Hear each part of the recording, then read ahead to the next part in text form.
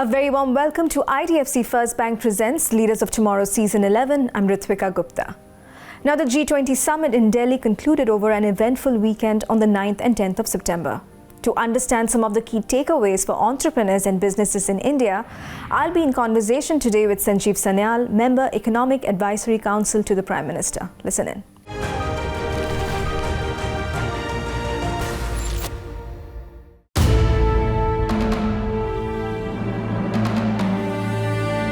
The bustling city of Delhi hosted world leaders at the G20 summit under India's presidency.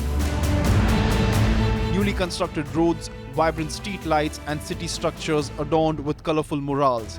Delhi witnessed record footfalls with soaring hotel and airline prices. The government offices, banks, educational institutions and commercial establishments were also temporarily closed to avoid traffic issues. The G20 summit brought together the heavyweight economies of the world to address the most pressing issues of our time. India's presidency shone as a beacon of hope with its laser focus on building a resilient economy, green development, digital transformation and women-led development. This presidency's theme, Vasudhaiva Kutumbakam, which translates to the world is one family, served as a powerful reminder of our interconnected world, emphasizing the importance of cooperation and collaboration on a global scale. The decisions made on 9th and 10th September won't just affect billions of lives, but will rewrite history. So fasten your seatbelts and get ready for today's top headlines from the G20.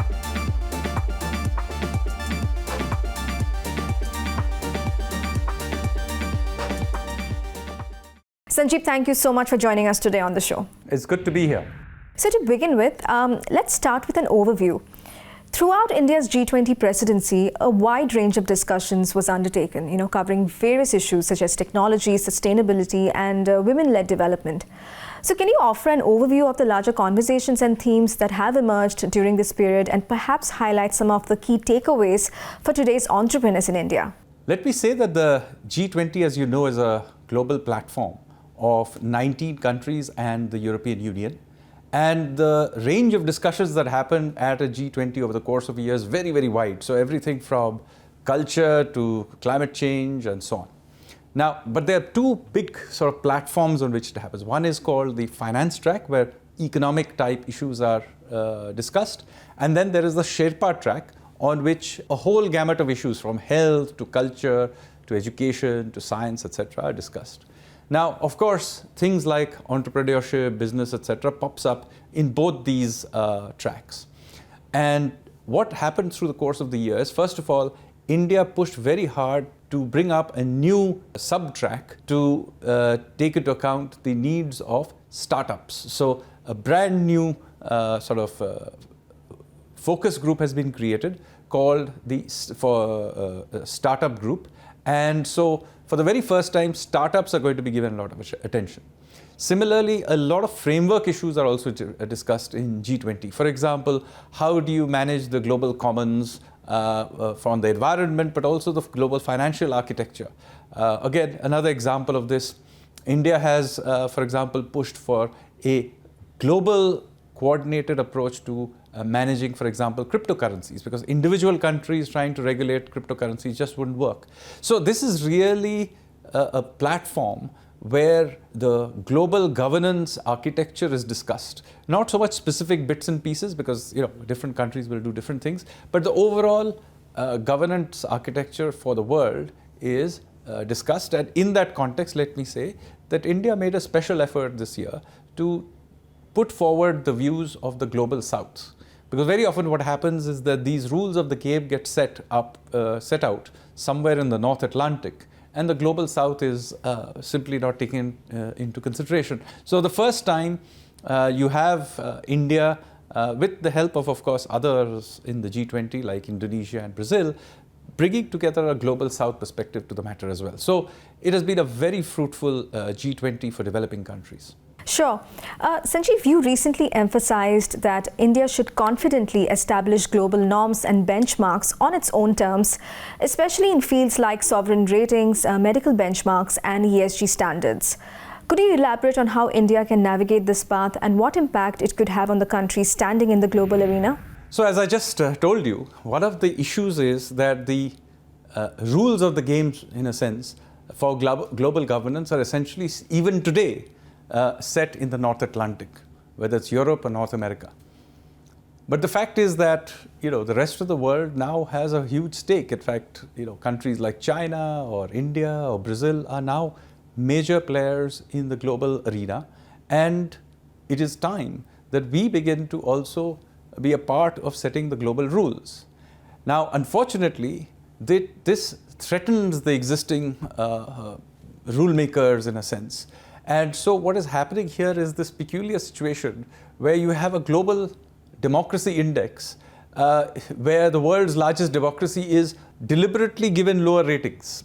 And it's clearly and obviously agenda driven. Similarly, you have all these medical benchmarks. You'll suddenly find in the last few years, almost everybody in India suddenly has anemia. We are all vitamin D deficient. We all seem to have blood sugar. Now, why is this all happening? Because essentially, all these benchmarks, whether agenda driven or because maybe unknowingly certain benchmarks have been set in the West which are being blindly applied to us, or maybe one can even be cynical and said these are attempts at selling us pharmaceuticals or other products. Whatever you may think be the cause of these benchmarks and ratings and so on that are clearly inappropriate and wrong, it is time that countries like India stand up and question their methodology. And not just question methodology, it is time that we also begin to set our own benchmarks. So I have been arguing that, look, it is one thing to keep complaining that the sovereign ratings are unnecessarily giving us a lower rating. Why don't we begin to also rate the rest of the world? After all, what is the S&P? What is Moody's? What are Fitch? These are just private companies with opinions about what should be the sovereign ratings of various countries. We can also have an Indian indigenous view of how the rest of the world should be rated, and we should rate them. Similarly, Indian think tanks, Indian academics, Indian researchers should begin to rate the rest of the world in all kinds of things: freedom, academic freedom, democracy, and so on. The point is, having become the world's 5th largest economy and soon to be the world's 3rd largest economy, it's about time we had the confidence to deconstruct the rest of the world rather than always take a narrative from them. So this is a very important part of moving to the next stage. And sadly, there are many people in India who think that somehow doing this is something we should not dare to do. I'm sorry, I totally disagree with this view. One part of being self-confident is having opinions on others. Absolutely. Sanjeev, tell us, what is your current perspective on the Indian economy, including the key opportunities and challenges you see and the potential for India's economic growth in the coming years? We are now the world's fastest growing major economy. As I mentioned, in USD terms, we are already the 5th largest economy, but if you took it in purchasing power parity terms, we are already the world's 3rd largest economy. By most indications, our economy will go past Germany's size in 18 months or so, and by certainly 27, 28 or thereabouts, we will become larger than Japan's economy. So we will become the world's 3rd largest economy well before the end of this decade. Now, in that context, let me say that this is obviously an opportunity, and there is nothing inevitable about India's growth. This does require that we keep investing into this by continuously doing reforms, by continuously investing in our infrastructure, by taking calculated risks in terms of doing trade deals, and in terms of positioning ourselves geostrategically, globally, and so on and so forth. So, point is, this requires continuous renewal and hard work to keep this momentum going. And I would argue that we finally have a generation of policymakers, entrepreneurs, and Indians in general who are willing to put in that hard work and take the risks. And which is why you're beginning to see India beginning to flourish in all kinds of disparate fields. Whether it's landing on the moon or throwing a javelin, we certainly seem to be doing rather well in all kinds of different fields. The reason is behind this is a civilizational confidence that we simply did not have for a long, long time. It's time for a quick break here. We'll be back shortly. Stay tuned.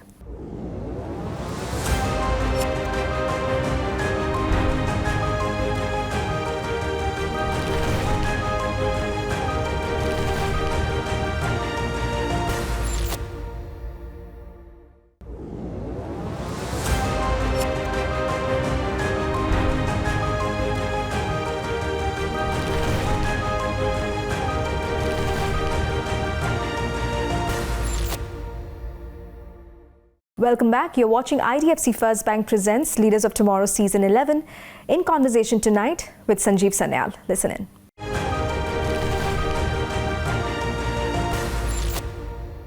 So Satya Nadella, when he visited India earlier this year, he mentioned that India's emphasis on building digital public goods is phenomenal. Tell me, what's your perspective on this, in terms of how India has leveraged digitization for the benefit of everyone in terms of UPI, Aadhaar, and now ONDC? Well, I mean, the way we have gone about it is somewhat different. So, the rest of the world, particularly the America, basically saw these digital assets as private assets. And of course, they did very well. I mean, the modern world has in some ways been created by these private companies like Google, Facebook, Twitter, etc., etc.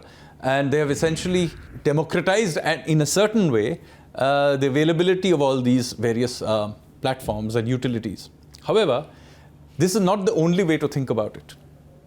There are a whole bunch of digital assets that can be treated as public goods and sort of rolled out as infrastructure so that, one, it is publicly available and freely available, but more importantly, private parties can then build on top of them to do all kinds of new things.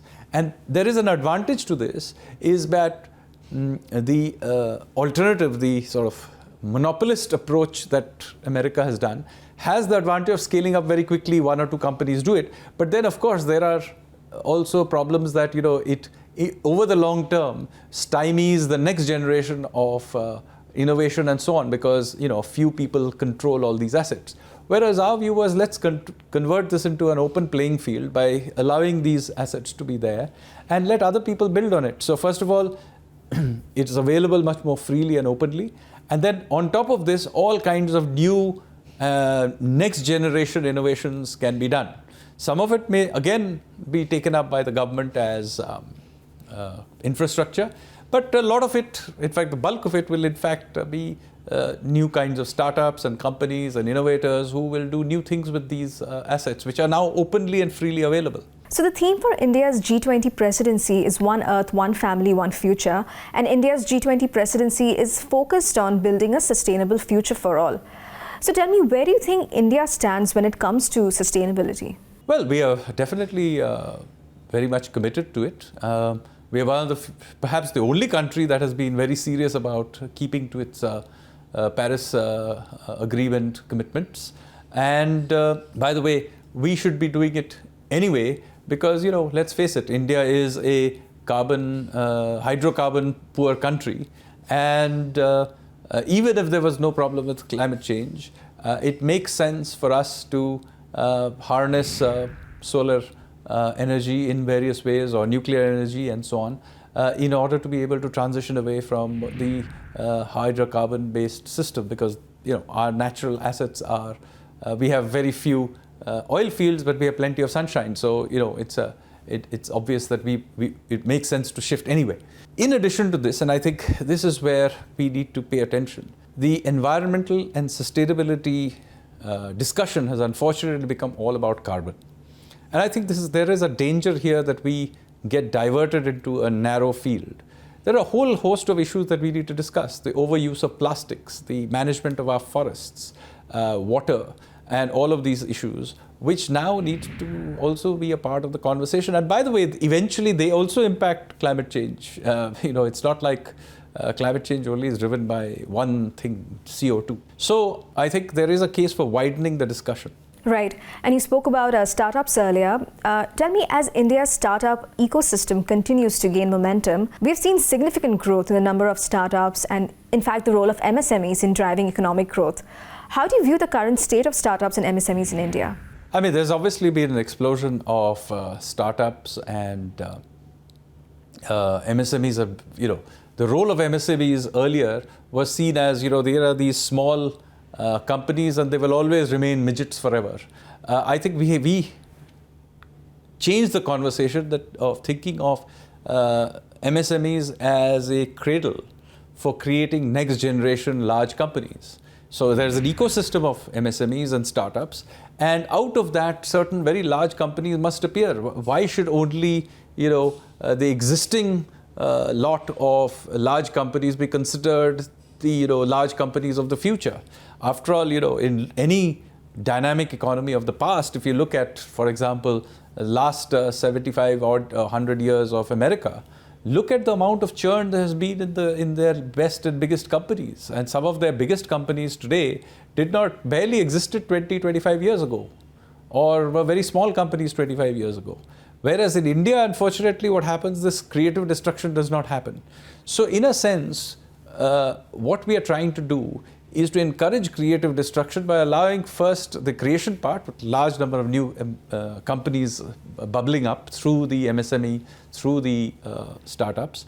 And of course, some of these existing large companies will eventually fail and fade out, which is also part of that process. So creating essentially a much more risk-taking, innovation-driven, creative destruction-driven ecosystem of economic development, rather than this much more staid, rigid approach that used to define Indian business till now. Sure, and just talking about MSMEs, the integration of MSMEs in global trade has become increasingly important for economic growth and development. What strategies do you believe need to be implemented in order to empower smaller businesses to participate in international trade opportunities and really cement their position on the global market? Well, many of the things they need are not different from those of large companies, although they may benefit disproportionately. For example, making sure our infrastructure is in good shape. For example, large companies may be able to make special arrangements. Small companies can't. They have to depend on the public system as it exists. So improving the ports, improving highways, improving the airports, and improving the customs processes, those help everybody, but they disproportionately help the MSMEs because they don't have the wherewithal to create special facilities for themselves. So I think this emphasis on rolling out infrastructure and upgrading them, making the processes simpler, and so on, ease of doing business, and of course then other things like signing free trade agreements and all of these things are an important part of helping the MSME sector. And as India concludes its G20 presidency, tell me what significant priorities or strategic recommendations do you think need to be prioritized, to not just address global challenges, but to also advance India's own growth and development? I think as the point we have made throughout our G20 presidency, and something that other countries have also agreed with, is that we need to begin to think of global governance much more seriously. And that requires rethinking many of the arrangements that had existed over the last 75, 80 years since the end of the Second World War, which was maybe suitable for a particular period in time. Many of these are now outdated. We now need to seriously relook the multilateral arrangements and various global institutions and renew them for the 21st century. So I think that is something that is important, and I think in particular the voice of the Global South needs to be taken into account when renewing these global institutional arrangements. And finally, Sanjeev, before I let you go, the theme for our show this season is Ideas for New India. Tell me, what is that one big idea that has the potential to really change the game for India as far as the economic landscape is concerned? The most important thing to understand here is there is no one big idea. So what we really need to do is that there's a whole variety of things we need to go out and do as a country, and that in every single area, hard work and risk-taking will be needed. This could be in the space of culture and literature, it could be in economic and business areas, it could be in technology. What we really need is a willingness in every sector to be able to take risks and work hard. And I think our moment in history, in a sense, has come. Well, it was great speaking with you, Sanjeev. Thank you so much for joining us. Thank you. With that, it's a wrap on this episode of IDFC First Bank Presents Leaders of Tomorrow Season 11. We hope you enjoyed the conversation. Thanks for watching. Goodbye.